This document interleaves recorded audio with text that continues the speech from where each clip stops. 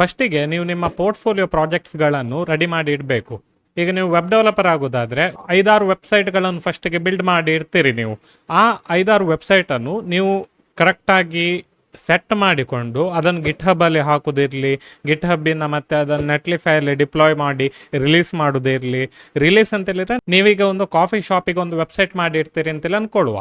ಆ ವೆಬ್ಸೈಟನ್ನು ನೀವು ರಿಲೀಸ್ ಮಾಡಿ ಇಡಬೇಕು. ಇದು ಡಮ್ಮಿ ವೆಬ್ಸೈಟ್ ಆಗಿದ್ರೂ ಸಹ ನಿಮಗೆ ತುಂಬ ಫ್ರೀ ವೆಬ್ಸೈಟ್ಸ್ಗಳು ಅವೈಲೇಬಲ್ ಇರ್ತದೆ. ನೆಟ್ಲಿಫೈ, ಫೈರ್ ಬೇಸ್ ಇಂಥ ಹಲವಾರು ವೆಬ್ಸೈಟ್ಸ್ಗಳಲ್ಲಿ ನೀವು ನಿಮ್ಮ ವೆಬ್ಸೈಟ್ಗಳನ್ನು ಫ್ರೀಗೆ ನೀವು ರಿಲೀಸ್ ಮಾಡ್ಬೋದು.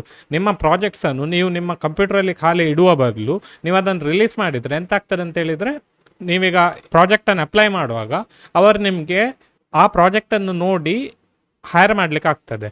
ಈಗ ಎಕ್ಸಾಂಪಲ್, ನೀವು ಯಾರಿಗಾದರೂ ಈಗ ಒಂದು ಹೇಳೋದಾದರೆ ನನಗೆ ರಿಯಾಕ್ಟ್ ಗೊತ್ತುಂಟು ಅಂತ, ಆ ರಿಯಾಕ್ಟ್ ಗೊತ್ತುಂಟು ಅಂತ ಹೇಳುವ ಬದಲು ನೋಡಿ ನಾನು 5 ಪ್ರಾಜೆಕ್ಟನ್ನು ರಿಯಾಕ್ಟಲ್ಲಿ ಬಿಲ್ಡ್ ಮಾಡಿ ಇಟ್ಟಿದ್ದೇನೆ, ನೀವು ಇದನ್ನು ವ್ಯೂ ಮಾಡ್ಬೋದು, ಕೋಡ್ಸ್ಗಳು ಗಿಟ್ ಹಬ್ಬಲ್ಲಿ ಅವೈಲೇಬಲ್ ಇದೆ ಅಂತೇಳಿ ನೀವು ಹೇಳೋದು, ಅದಕ್ಕೆ ವ್ಯಾಲ್ಯೂ ಹೆಚ್ಚಿದೆ. ಎಂತಕ್ಕಂತ ಹೇಳಿದರೆ ನೀವು ಹಾಗೆ ಹೇಳಿದರೆ ಅವರಿಗೆ ಟ್ರಸ್ಟ್ ಬರ್ತದೆ. ಅದೇ ನೀವು ಈಗ ನನಗೆ HTML ಗೊತ್ತುಂಟು, CSS ಗೊತ್ತುಂಟು, ರಿಯಾಕ್ಟ್ ಗೊತ್ತುಂಟು ಅಂತ ಬಾಯಲ್ಲಿ ಹೇಳೋದಾದರೆ ಅವಾಗ ಅದಕ್ಕೆ ಅಷ್ಟು ವ್ಯಾಲ್ಯೂ ಇರೋದಿಲ್ಲ. ಹಾಗಾಗಿರೋದ್ರಿಂದ ನೀವು ಯಾವತ್ತೂ ನಿಮ್ಮ ಪೋರ್ಟ್ಫೋಲಿಯೋ ಪ್ರಾಜೆಕ್ಟ್ಸ್ಗಳನ್ನು ರೆಡಿ ಮಾಡಿ ಇಡಬೇಕು.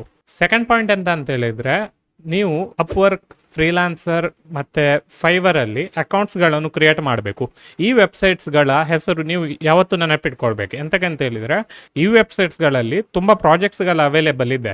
ಆ ಪ್ರಾಜೆಕ್ಟ್ಸ್ಗಳನ್ನು ನೀವು ನೋಡಿ ನೀವು ನಿಮ್ಮ ಬಿಡ್ಡನ್ನು ಅಪ್ಲೈ ಮಾಡ್ಬೋದು. ಬಿಡ್ಡನ್ನು ಅಪ್ಲೈ ಮಾಡೋದು ಅಂತ ಹೇಳಿದರೆ ನಿಮಗೆ ಆ ಪ್ರಾಜೆಕ್ಟ್ ಮೇಲೆ ಇಂಟ್ರೆಸ್ಟ್ ಇದೆ, ನೀವು ಇಷ್ಟು ಚಾರ್ಜ್ ಮಾಡ್ತೀರಿ, ಅದಕ್ಕೆ ನಿಮ್ಮ ಸ್ಕಿಲ್ಸ್ಗಳು ಹೀಗೆ ಇದೆ ಅಂತೇಳಿ ನೀವು ಆ ಕ್ಲೈಂಟಿಗೆ ನೀವು ಹೇಳೋದು, ಅದಕ್ಕೆ ಬಿಡ್ಡಿಂಗ್ ಪ್ರಾಸೆಸ್ ಅಂತೇಳಿ ಹೇಳೋದು. ಹೀಗೆ ಬಿಡ್ಡಿಂಗ್ ಪ್ರಾಸೆಸ್ ಮಾಡಬೇಕಾದ್ರೆ ನಿಮಗೆ ಫಸ್ಟಿಗೆ ಈ ವೆಬ್ಸೈಟ್ಸ್ಗೆಲ್ಲ ಅಕೌಂಟ್ ಕ್ರಿಯೇಟ್ ಮಾಡಬೇಕು. ಅಕೌಂಟ್ ಕ್ರಿಯೇಟ್ ಮಾಡೋದು ಅಂತ ಹೇಳಿದ್ರೆ ಖಾಲಿ ಕ್ರಿಯೇಟ್ ಮಾಡೋದಲ್ಲ, ಅಲ್ಲಿ ನಿಮಗೆ ನಿಮ್ಮ ಡೀಟೇಲ್ಸ್ಗಳು ಎಂಟರ್ ಮಾಡಬೇಕು. ನಿಮ್ಮ ಫೋಟೋ ಹಾಕಬೇಕು, ಮತ್ತು ನಿಮ್ಮ ಡೀಟೇಲ್ಸ್ಗಳನ್ನು ಬರಿಬೇಕು, ನಿಮ್ಮ ಸ್ಕಿಲ್ಸ್ಗಳನ್ನು ಬರಿಬೇಕು, ಮತ್ತು ನೀವು ಮಾಡಿರುವ ಪ್ರಾಜೆಕ್ಟ್ಸ್ಗಳನ್ನೆಲ್ಲ ಬರಿಬೇಕು. ಈ ಎಲ್ಲ ಪ್ರಾಜೆಕ್ಟ್ಸ್ಗಳನ್ನೆಲ್ಲ ನೀವು ರೆಡಿ ಮಾಡಿ ಅದನ್ನು ಬರೆದ್ರೆ ನಿಮಗೆ ಈ ವೆಬ್ಸೈಟ್ಸ್ಗಳಲ್ಲಿ ಅಪ್ಲೈ ಮಾಡಲಿಕ್ಕೆ ಆಗ್ತದೆ. ನೀವು ಅಪ್ಲೈ ಮಾಡುವಾಗ ಕ್ಲೈಂಟ್ಸ್ ಒಟ್ಟಿಗೆ ಡೈರೆಕ್ಟ್ ಮಾತಾಡ್ತೀರಿ. ಅವರಿಗೆ ಎಂಥ ಪ್ರಾಜೆಕ್ಟ್ ಬೇಕು ಅಂತೇಳಿ ಅವರ ಹಾಕಿರ್ತಾರೆ, ನೀವು ಡೈರೆಕ್ಟಾಗಿ ಅವ್ರ ಹತ್ರ ಹೇಳ್ಬೋದು, ನನಗೆ ರಿಯಾಕ್ಟ್ ಗೊತ್ತಿದೆ, ನಾನು ಈ ಪ್ರಾಜೆಕ್ಟ್ ಮೇಲೆ ಇಂಟ್ರೆಸ್ಟ್ ಇದೆ ಅಂತೇಳಿ. ಸೊ ಹಾಗಾಗಿರೋದ್ರಿಂದ ನೀವು ಈ 3 ವೆಬ್ಸೈಟಲ್ಲಿ ಅಕೌಂಟ್ಗಳನ್ನು ಕ್ರಿಯೇಟ್ ಮಾಡಿ. ಬೇರೆ ಸಹ ವೆಬ್ಸೈಟ್ಸ್ಗಳಿರ್ಬೋದು ನಂಗೆ ಗೊತ್ತಿರೋದು, ನೀವು ಆ ವೆಬ್ಸೈಟ್ಸ್ಗಳಲ್ಲಿ ಸಹ ನಿಮ್ಮ ಅಕೌಂಟನ್ನು ಕ್ರಿಯೇಟ್ ಮಾಡ್ಬೋದು. ಅದನ್ನು ರಿಸರ್ಚ್ ಮಾಡಿ ಆ ವೆಬ್ಸೈಟ್ಸ್ಗಳು ಒಳ್ಳೆದಿದೆ ಆದರೆ.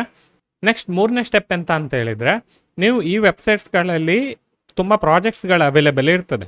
ನೀವು ಡೈರೆಕ್ಟ್ ಹೋಗಿ ಅಪ್ಲೈ ಮಾಡಬೇಡಿ. ನೀವು ಫಸ್ಟಿಗೆ ನೋಡಿ ನಿಮ್ಮ ಫೀಲ್ಡಲ್ಲಿ ಯಾವ ಟೈಪ್ ಇದು ಪ್ರಾಜೆಕ್ಟ್ಸ್ಗಳು ಅವೈಲೇಬಲ್ ಇದೆ, ಆ ಪ್ರಾಜೆಕ್ಟ್ಸ್ಗಳಿಗೆ ಎಷ್ಟು ಚಾರ್ಜ್ ಮಾಡ್ತಿದ್ದಾರೆ ಬೇರೆಯವರು, ಮತ್ತು ಬೇರೆಯವರು ಅಪ್ಲೈ ಮಾಡಿರ್ತಾರಲ್ಲ ಅದನ್ನು ಸಹ ನೀವು ನೋಡ್ಲಿಕ್ಕೆ ಆಗ್ತದೆ. ಬೇರೆಯವರ ಕವರ್ ಲೆಟರ್ ಹೇಗಿರ್ತದೆ, ಅವರ ಪ್ರಾಜೆಕ್ಟ್ಸ್ಗಳು ಯಾವ ರೀತಿ ಇರ್ತದೆ, ಈ ಎಲ್ಲ ಹಲವಾರು ಡೀಟೇಲ್ಸ್ಗಳನ್ನು ನೀವು ಫಸ್ಟ್ಗೆ ಆ ವೆಬ್ಸೈಟ್ಸಲ್ಲಿ ರಿಸರ್ಚ್ ಮಾಡಬೇಕು.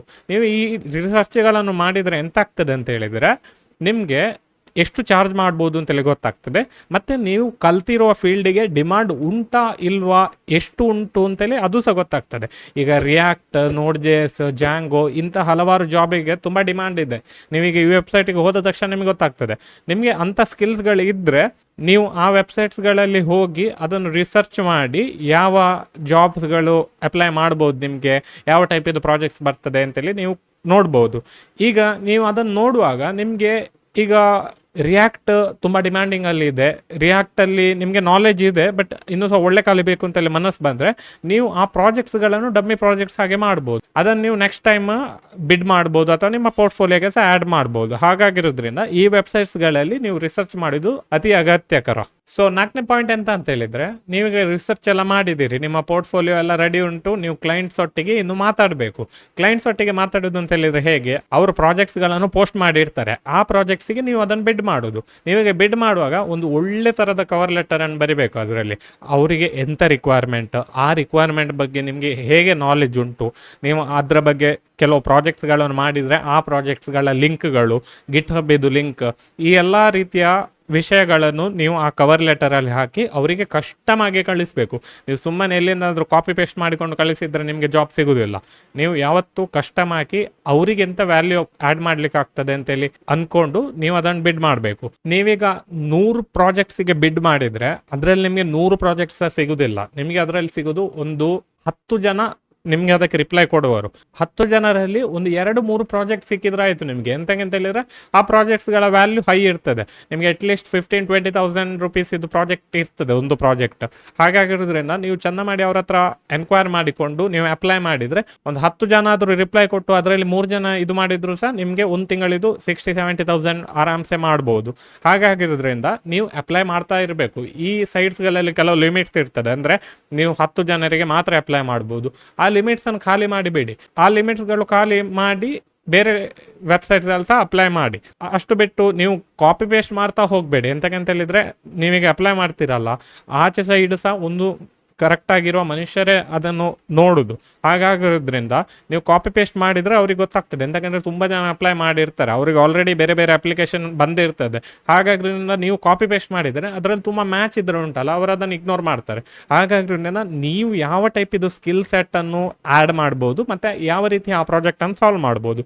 ನಿಮಗೆ ಕೆಲವು ಪ್ರಾಜೆಕ್ಟ್ ಕಮ್ಮಿಗೆ ಕೊಡಬೇಕಾಗ್ಬೋದು, ಅಂದರೆ ಕೆಲವು ಪ್ರಾಜೆಕ್ಟ್ಸಿಗೆ ಕಮ್ಮಿ ಚಾರ್ಜ್ ಮಾಡಬೇಕಾಗ್ಬೋದು, ಒಂದು 2-3 ಪ್ರಾಜೆಕ್ಟ್ ಫಸ್ಟ್ ಇದು. ಮತ್ತು ನೀವು ನಿಮ್ಮ ಚಾರ್ಜಸನ್ನು ಇನ್ಕ್ರೀಸ್ ಮಾಡ್ಬೋದು. ನೆಕ್ಸ್ಟ್ ಲಾಸ್ಟ್ ಪಾಯಿಂಟ್ ಎಂತ ಅಂತ ಹೇಳಿದರೆ, ನೀವು ಈಗ ಪ್ರಾಜೆಕ್ಟ್ಸ್ಗಳನ್ನು ಅಪ್ಲೈ ಮಾಡ್ತೀರಿ, ಕೆಲವರು ನಿಮಗೆ ಪ್ರಾಜೆಕ್ಟ್ಸ್ ಕೊಡುವರು, ಇಲ್ಲದಿದ್ದರೆ ಕೆಲವರು ಮೆಸೇಜ್ ಮಾಡಿಕೊಂಡು ಜಸ್ಟ್ ನಿಮ್ಮನ್ನು ಇಗ್ನೋರ್ ಮಾಡುವರು. ಎಂತ ಆದರೂ ಸಹ ನೀವು ನಿಮ್ಮ ನೆಟ್ವರ್ಕನ್ನು ಇನ್ಕ್ರೀಸ್ ಮಾಡಬೇಕು. ನೀವು ಹೊಸ ಹೊಸ ಪ್ರಾಜೆಕ್ಟ್ಸನ್ನು ಬಿಲ್ಡ್ ಮಾಡಿದಾಗೆ ಅದನ್ನು ನಿಮ್ಮ ಪೋರ್ಟ್ಫೋಲಿಯೋಗೆ ಆ್ಯಡ್ ಮಾಡಬೇಕು. ನಿಮ್ಮ ಪರ್ಸನಲ್ ವೆಬ್ಸೈಟ್ಸ್ ಇದ್ದರೆ ಅದರಲ್ಲಿ ಸಹ ನಿಮ್ಮ ಪ್ರಾಜೆಕ್ಟ್ ಇದು ಡೀಟೇಲ್ಸ್, ನೀವು ಯಾವ ರೀತಿ ಕ್ಲೈಂಟ್ ವರ್ಕ್ ಮಾಡಿದ್ದೀರಿ, ಅವ್ರು ಎಂಥವ್ರು ಫೀಡ್ಬ್ಯಾಕ್ ಕೊಟ್ಟಿದ್ರೆ ಆ ಫೀಡ್ಬ್ಯಾಕನ್ನು ಸಹ ನಿಮ್ಮ ವೆಬ್ಸೈಟಲ್ಲಿ ಆ್ಯಡ್ ಮಾಡ್ಬೋದು. ನಿಮ್ಮ ಪೋರ್ಟ್ಫೋಲಿಯೋ ಇನ್ಕ್ರೀಸ್ ಹೋದಾಗೆ ನಿಮ್ಮ ವ್ಯಾಲ್ಯೂ ಹೆಚ್ಚಾಗ್ತದೆ, ನೀವು ಹೆಚ್ಚು ಚಾರ್ಜ್ ಮಾಡಲಿಕ್ಕೆ ಆಗ್ತದೆ ನಿಮಗೆ. ಹಾಗಾಗಿರೋದ್ರಿಂದ ನೀವು ಬೇರೆ ಬೇರೆಯವರೊಟ್ಟಿಗೆ ಮಾತಾಡೋದು, ಈಗ ನಿಮ್ಮ ಫ್ರೆಂಡ್ಸಿಗೆ ಹೇಳೋದು ನಾನು ಹೀಗೆ ಪ್ರಾಜೆಕ್ಟ್ ಮಾಡ್ತಿದ್ದೇನೆ, ನಿಮ್ಗೆ ಯಾರಾದರೂ ಗೊತ್ತಿದ್ರೆ ಹೇಳಿಬಿಡಿ. ಜಸ್ಟ್ ಫ್ರೀಲಾನ್ಸಿಂಗ್ ವೆಬ್ಸೈಟಲ್ಲಿ ಡಿಪೆಂಡ್ ಆಗಬೇಡಿ, ಬೇರೆ ರೀತಿ ಸಹ ನೀವು ನಿಮ್ಮನ್ನು ಮಾರ್ಕೆಟ್ ಮಾಡಲಿಕ್ಕೆ ರೆಡಿ ಆಗಿರಬೇಕು. ನಿಮ್ಮ ಇನ್ಸ್ಟಾಗ್ರಾಮಲ್ಲಿ ಪೋಸ್ಟ್ ಹಾಕೋದು, ನೀವು ಆಲ್ರೆಡಿ ವೆಬ್ಸೈಟ್ ಮಾಡಿದ ಡೀಟೇಲ್ ಬಗ್ಗೆ, ಅಥವಾ ನಿಮ್ಮ ಪೋರ್ಟ್ಫೋಲಿಯೋ ವೆಬ್ಸೈಟ್ ಇದು ಡೀಟೇಲ್ಸ್ ಇನ್ಸ್ಟಾಗ್ರಾಮಲ್ಲಿ ಇಲ್ಲಿ ಅಲ್ಲಿ ಎಲ್ಲ ಕಡೆ ಶೇರ್ ಮಾಡ್ತಾ ಇರಬೇಕು. ಹಾಗೆ ಮಾಡಿದರೆ ಮಾತ್ರ ನಿಮಗೆ ಪ್ರಾಜೆಕ್ಟ್ ಸಿಗ್ತದೆ. ನೀವೀಗ ಫ್ರೀಲಾನ್ಸಿಂಗ್ ವೆಬ್ಸೈಟಲ್ಲಿ ಹೋದರೂ ಸಹ ನೀವು ಹೋದ ತಕ್ಷಣ ನಿಮಗೆ ಯಾರಾದರೂ ಬಂದು ಜಾಬ್ ಕೊಡೋದಿಲ್ಲ. ನೀವು ಅಪ್ಲೈ ಮಾಡಬೇಕು, ನೀವಲ್ಲಿ ಕಷ್ಟಪಟ್ಟು ವರ್ಕ್ ಮಾಡಬೇಕು. ಅಷ್ಟು ವರ್ಕ್ ಮಾಡಿದರೆ ಮಾತ್ರ ನಿಮಗೆ ಅದರಲ್ಲಿ ಸಕ್ಸಸ್ ಆಗ್ಲಿಕ್ಕೆ ಆಗ್ತದೆ, ಮತ್ತು ನಿಮಗೆ ಪ್ರಾಫಿಟೇಬಲ್ ಸಹ ಮಾಡ್ಲಿಕ್ಕೆ ಆಗ್ತದೆ. ಹಾಗಾಗಿರೋದ್ರಿಂದ ನೀವು ಒಳ್ಳೆಯದಾಗಿ ಕಲಿತು ಪ್ರಾಜೆಕ್ಟ್ಸನ್ನು ಬಿಲ್ಡ್ ಮಾಡಿ ಫ್ರೀಲಾನ್ಸಿಂಗ್ ವೆಬ್ಸೈಟ್ಸಲ್ಲಿ ಅಕೌಂಟನ್ನು ಕ್ರಿಯೇಟ್ ಮಾಡಿ ಅಲ್ಲಿ ಅಪ್ಲೈ ಮಾಡಬೇಕು. ಅಪ್ಲೈ ಮಾಡಿದ ನಂತರ ನಿಮಗೆ ಅಲ್ಲಿ ಜಾಬ್ಸ್ಗಳು ಸಿಗ್ತದೆ. ನಿಮ್ಮ ಸ್ಕಿಲ್ ಸೆಟ್ಟಿಗೆ ಹೊಂದಿ ನಿಮ್ಮ ವ್ಯಾಲ್ಯೂ ಡಿಸೈಡ್ ಆಗ್ತದೆ. ಅಲ್ಲಿ ನೀವು ಒಳ್ಳೆಯದಾಗಿ ಕಲಿತು ಒಳ್ಳೆ ಪ್ರಾಜೆಕ್ಟ್ಸ್ ಮಾಡಿದರೆ ನಿಮಗೆ ಒಳ್ಳೆ ವ್ಯಾಲ್ಯೂ ಸಿಗ್ತದೆ. ನೀವು ಒಳ್ಳೆ ಪ್ರಾಜೆಕ್ಟ್ ಮಾಡೋದಿದ್ರೆ ಸರಿಯಾಗಿ ವಾಪಸ್ ಕಲಿತು ವಾಪಸ್ ಬಿಡ್ ಮಾಡಿ ನಿಮಗೆ ಗ್ಯಾರಂಟಿ ಸಿಗ್ತದೆ ಒಂದಲ್ಲ ಒಂದು ದಿನ. ಹಾಗಾಗಿರೋದ್ರಿಂದ ನಿಮಗೆ ಒಳ್ಳೆ ವಿಶ್ ಮಾಡ್ತಿದ್ದೇನೆ. ನಿಮ್ಮ ಫ್ರೀಲಾನ್ಸಿಂಗ್ ಜರ್ನಿಯನ್ನು ಸ್ಟಾರ್ಟ್ ಮಾಡಿ, ಇವತ್ತೇ ಹೋಗಿ ಈ ವೆಬ್ಸೈಟ್ಸ್ಗಳಲ್ಲಿ ಅಕೌಂಟನ್ನು ಕ್ರಿಯೇಟ್ ಮಾಡಿ ನಿಮ್ಮ ಪೋರ್ಟ್ಫೋಲಿಯೋ ಪ್ರಾಜೆಕ್ಟ್ಸ್ ಎಲ್ಲ ಸೆಟಪ್ ಮಾಡಿ. Good luck. ನೆಕ್ಸ್ಟ್ ವಿಡಿಯೋದಲ್ಲಿ ಸಿಗೋಣ. ಈ ವಿಡಿಯೋ ಇಷ್ಟ ಆದರೆ ನೀವು ಲೈಕ್ ಕೊಡಿ, ಚಾನಲನ್ನು ಸಬ್ಸ್ಕ್ರೈಬ್ ಮಾಡಲಿಕ್ಕೆ ಮರಿಬೇಡಿ. ಎಂತಂದರೆ ಈ ರೀತಿಯ ಹಲವಾರು ವೀಡಿಯೋಸ್ಗಳು ಆಲ್ರೆಡಿ ನಾನು ಪ್ಲ್ಯಾನ್ ಮಾಡಿದ್ದೇನೆ, ರಿಲೀಸ್ ಆಗ್ತಾ ಇರ್ತದೆ. ಹಾಗಾಗಿರೋದ್ರಿಂದ ಎಂಥವ್ರು ಡೌಟ್ ಇದ್ದರೆ, ಎಂಥವ್ರು ವೀಡಿಯೋಸ್ ಐಡಿಯಾಸ್, ಎಂಥವ್ರು ಪ್ರಾಜೆಕ್ಟ್, ಎಂತಾದರೂ ವೀಡಿಯೋಸ್ ಇದು ಐಡಿಯಾಸ್ ಇದ್ದರೆ, ಅಥವಾ ಎಂತಾದರೂ ನಿಮಗೆ ಹೆಲ್ಪ್ ಬೇಕಿದ್ರೆ ನೀವು ಅಲ್ಲಿ ಕಮೆಂಟ್ಸಲ್ಲಿ ಹಾಕಿ, ನಾನು ರಿಪ್ಲೈ ಮಾಡ್ತೇನೆ. ಸಿಗೋ ನೆಕ್ಸ್ಟ್ ವಿಡಿಯೋದಲ್ಲಿ. ಬಾಯ್.